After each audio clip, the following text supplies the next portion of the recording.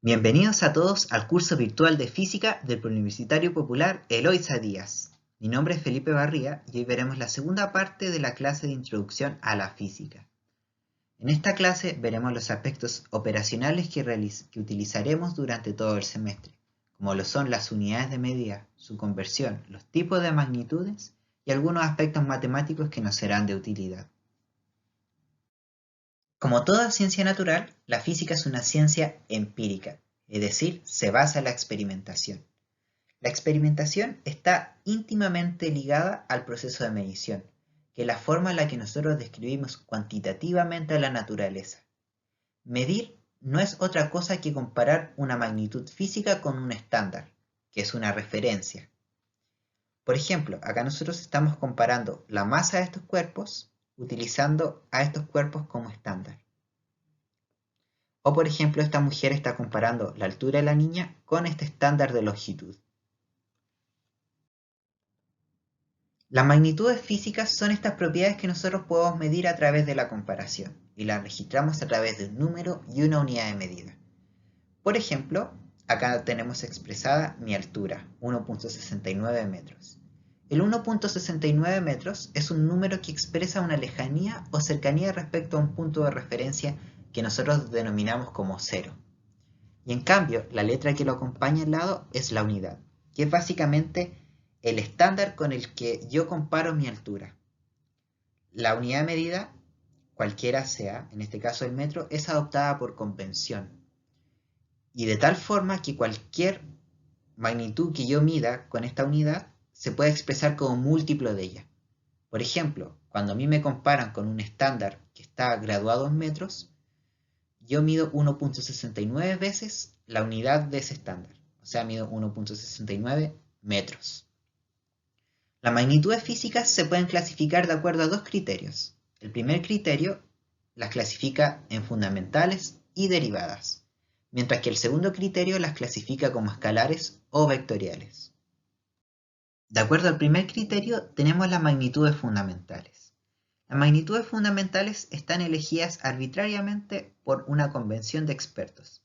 Estos expertos son el Sistema Internacional de Unidades, que define 7 unidades básicas, de tal forma que cualquier otra unidad de cualquier cosa que nosotros podamos medir la podemos expresar en términos de estas 7 unidades. Hay que distinguir claramente el concepto entre la magnitud y la unidad. La magnitud es la característica física que nosotros estamos midiendo y la unidad es el estándar con el que nosotros estamos comparando esta magnitud. Y tienen diferencia. Por ejemplo, la longitud se representa con la letra L en física, mientras que en cambio la unidad de medida se registra con la letra M de metro. También, por ejemplo, el tiempo nosotros lo registramos con la letra T, mientras que su unidad de medida en el sistema internacional, que es el segundo, lo registramos con la letra S. Después tenemos las magnitudes derivadas, que son una mezcla de dos o más magnitudes fundamentales. La mezcla de estas tiene que ser a través de la multiplicación o la división, dado que si nosotros sumamos dos magnitudes que tienen la misma unidad, estas magnitudes simplemente se suman. Por ejemplo, si sumamos 5 metros más 3 metros, estas unidades no se combinan para dar una magnitud derivada, sino que me da como resultado 8 metros. Existe una prohibición que no puedo sumar dos magnitudes que no tengan las mismas unidades. Entonces, por ejemplo, acá podemos ver que una magnitud derivada podría ser la rapidez, porque es una mezcla de dos magnitudes que son la longitud y el tiempo, mediante la división. La rapidez se define como cuánto espacio se recorre en una unidad de tiempo.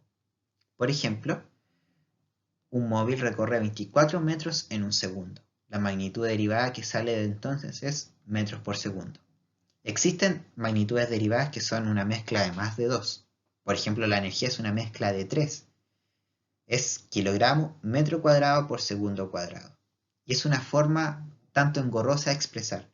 Por lo tanto, muchas unidades complejas las expresamos de una forma más sencilla y a todo el conjunto que nosotros conocemos de esa unidad le ponemos un nombre. Por ejemplo, a kilogramo, metro cuadrado sobre segundo cuadrado, para los físicos es simplemente Joule, o sea, J.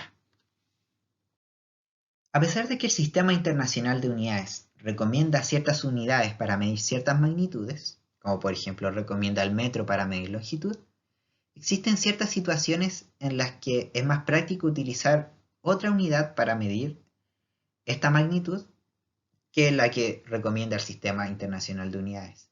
Incluso existen ciertas diferencias culturales que generan que otras culturas están acostumbradas a medir de cierta forma que no es la que recomienda el Sistema Internacional.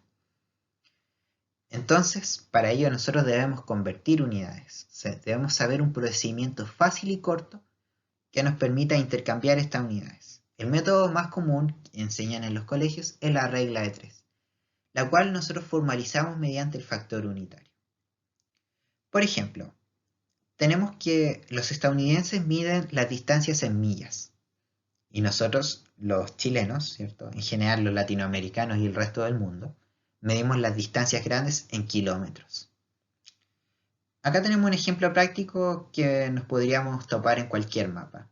La distancia entre Nueva York y Los Ángeles es de 2.800 millas. Si yo quiero saber qué significa esto en español, ¿cierto? Para que uno lo entienda, debo establecer una equivalencia conocida entre la unidad que poseo, es decir, la milla, y la unidad que deseo, el kilómetro. Con esta equivalencia yo formo lo que se llaman los factores unitarios. Los factores unitarios no son más que nada una fracción que equivale conceptualmente a un 1. Por ejemplo, si ustedes buscan en internet rápidamente van a saber que una milla son 1.6 kilómetros. Por lo tanto, esta fracción, que matemáticamente no se ve como si fuera 1, es un 1 conceptual, debido a que lo que hay arriba es lo mismo que lo que hay abajo, son exactamente la misma magnitud.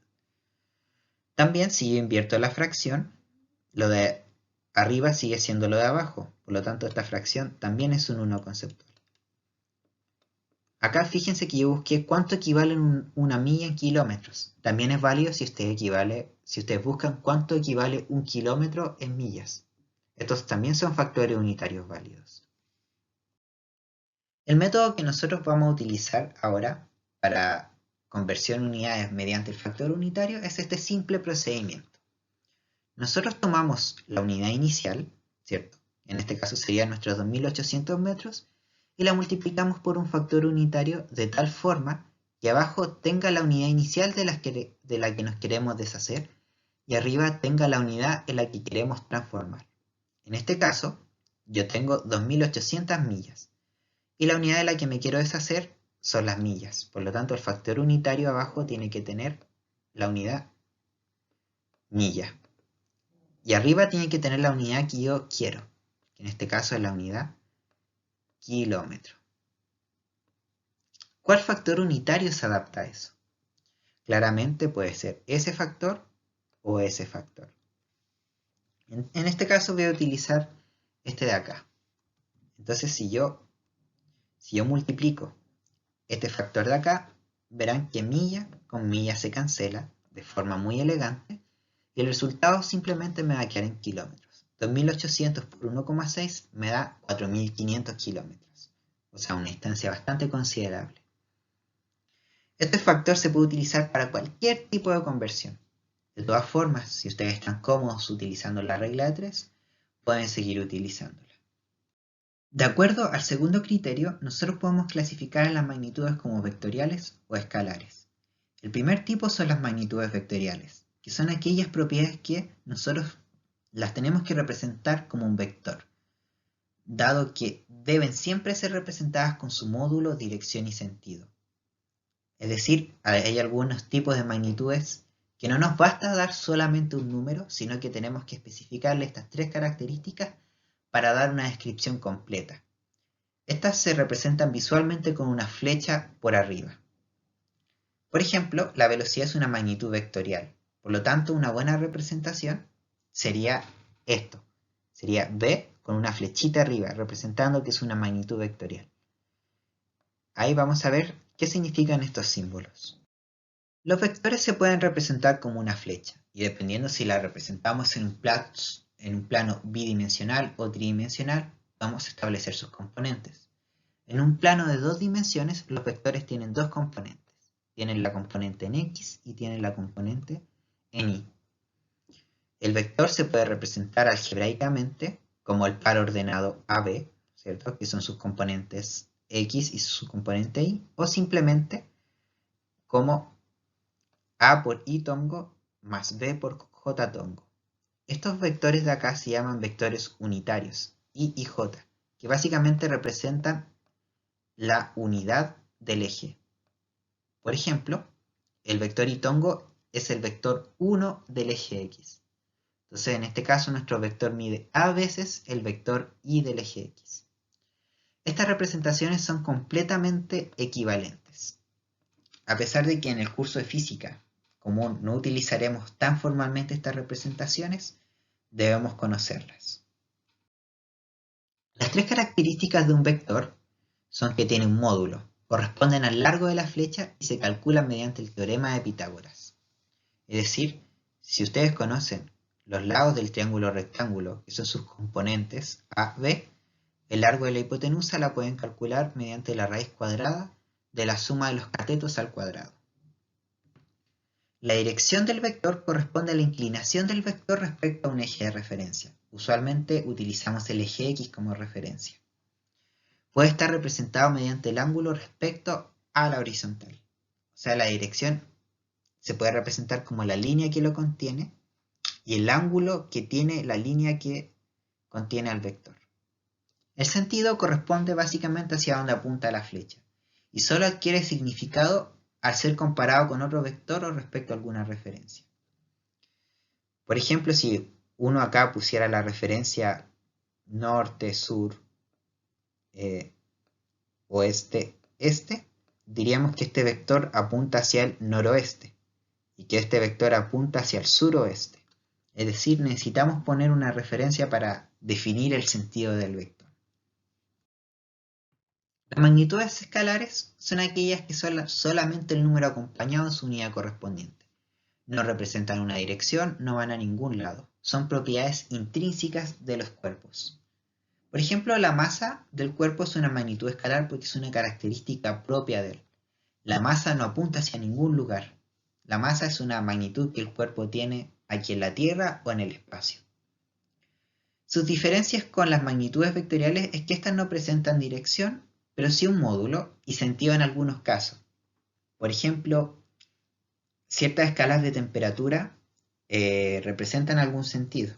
Por ejemplo, existen temperaturas positivas en la escala de Celsius y temperaturas negativas en la escala de Celsius. Si bien, como dijimos, la física tiene una base profundamente conceptual, nunca debemos dejar de lado la representación matemática, ya que es una herramienta valiosa para ahorrarnos tiempo y resumir información. Para esto vamos a recordar tres herramientas matemáticas que utilizaremos constantemente durante el semestre. En especial las primeras dos son de vital importancia para la primera unidad. Tenemos la notación científica y el uso de ecuaciones. Más adelante veremos la importancia de las funciones cuando analicemos la cinemática. La notación científica es una forma de expresar resumidamente números grandes o pequeños y está compuesta de dos partes. El preexponencial, que es un número entre el 1 y el 10, no incluyendo el 10, dado que acá se presenta un intervalo abierto, es decir, no incluye el número 10, y de la potencia de 10, donde su exponente representa el orden de magnitud del número. Es decir, si un número está expresado de tal forma que tiene un 10 a la 3, podemos decir que su orden de magnitud es de los miles. O si está expresado por 10 a la 6, podemos determinar que su orden de magnitud es de los millones. Acá nosotros tenemos dos ejemplos en los que es necesario el uso de la notación científica. El primer número que tenemos es G, la constante de gravitación universal, donde vemos que el primer número aparece 11 lugares después de la coma. Y la forma en que expresamos en notación científica es esta. Acá el factor preexponencial es la parte que no es cero del número, el 667. y le pusimos la coma de tal manera que el número que obtenemos es menor a 10.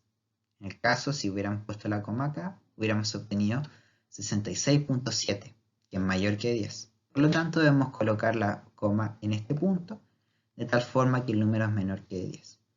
Y el menos 11 representa los lugares después de la coma donde aparece el primer número. El primer número del preexponencial, es decir, 11 lugares después de la coma. Podemos considerar la unidad como el lugar 0 y contamos menos 1, 2, menos 3, menos 4, menos 5, menos 6, menos 7, menos 8, menos 9, menos 10, menos 11. En el caso de los números grandes, por ejemplo, como es la velocidad de la luz, la forma de escribirlo en notación científica es la cantidad de lugares en positivo, en este caso, que me cuesta llegar al primer número de mi preexponencial. En este caso, está nuevamente la posición 0. 1, 2, 3, 4, 5, 6, 7, 8. En este caso me costó 8 lugares hasta llegar al 3. Por lo tanto, la velocidad de la luz se expresa 3 por 10 a la 8. Las ecuaciones son una igualdad entre dos expresiones que contienen una o más variables en ellas. Es muy importante recalcar el concepto de igualdad entre los dos lados de la ecuación, dado que los métodos de soluciones de las ecuaciones se basan en esta propiedad. Por ejemplo, en esta ecuación sencilla, x más 4 igual 28, tengo que este lado es totalmente equivalente a 28. Y si yo quiero determinar cuánto es el valor de x, tengo que realizar operaciones de tal forma que pueda deshacerme de lo que acompaña a la incógnita. En este caso, me debo deshacer del 4. Por lo tanto, debo usar el contrario al 4. En este caso es el menos 4. 4 menos 4 es 0. Por lo tanto, la x queda sola. Dado que es una igualdad, todo lo que hago acá se hace en este lado. Entonces, al 28 también le debo restar el 4. Es lo que ustedes conocen como si está positivo, pasa negativo al otro lado. En situaciones más complejas, cuando tenemos una mezcla de sumas y divisiones, tenemos que utilizar las operaciones inversas. Acá, por ejemplo, tenemos dividido en 100 nuestra incógnita. Por lo tanto, el inverso de la división es la multiplicación. O sea, multiplicamos por 100 a ambos lados. Entonces, en este caso, tenemos 100 por eso. Si se fijan, se cancela. Y en este lado también multiplicamos por 100. Y lo trasladamos acá. En este caso tenemos el más 3. Por lo tanto, hacemos el inverso del más 3, que es el menos 3. ¿Cierto? Más 3 y menos 3 se cancelan. Y 100 menos 3 me da el resultado, que es 97. Un ejemplo aplicado a física, en este caso, por ejemplo, la ecuación que describe la relación entre la longitud de onda, lambda, la frecuencia f y la rapidez de una onda es b es igual a lambda por f. Y nos piden determinar el valor de f si la velocidad es 340 metros por segundo y lambda son 17 metros. Utilizaremos, ¿cierto?, este ejemplo en el que utilizaremos algebraicamente la ecuación. En este caso, nuestro interés es f. Por lo tanto, tenemos que deshacernos de lo que acompaña a nuestra incógnita, es decir, lambda. Lambda está multiplicando, por lo que tenemos que aplicar la operación inversa a la multiplicación, es decir, la división. O sea, divido por lambda en ambos lugares de la ecuación. Para que me quede esta ecuación. Acá b dividido lambda y eso dividido lambda. Si se fijan, lambda con lambda se cancelan. Para después la ecuación nos queda simplemente b sobre lambda es igual a f, es decir, la magnitud que nos están determinando. Finalmente, reemplazo el número, dado que b es 340 metros por segundo y lambda son 17 metros. Ojo, los números se operan y las unidades también se operan. Es decir, en este caso, tengo metro dividido en metro. Es decir, se cancelan. Y la unidad que me queda es 1 dividido segundo. Recordar que cuando tengo una unidad abajo, es decir, la puedo expresar con un exponente negativo. 340 sobre 17 son 20 y el resultado son 20 segundos a la menos 1. Vamos a ver que esta unidad es la que nosotros denominamos Hertz. Finalmente, otro de los aspectos que vamos a necesitar en este curso son las funciones. Las funciones son una relación entre dos variables distintas y se puede entender como una máquina que transforma una de estas variables a la otra variable. En este caso, por ejemplo, pueden ser números a otros números. Y puede representarse mediante una ecuación, un gráfico o una tabla de datos. En este caso, por ejemplo, tenemos la función cuadrática x cuadrado más 1. ¿Y qué es lo que hace esta máquina, esta función? En este caso, si yo le introduzco un número a la función, por ejemplo, le introduzco el número 1, la máquina, ¿qué es lo que hace? Lo eleva al cuadrado, 1 al cuadrado es 1, y le suma 1, es decir, 2.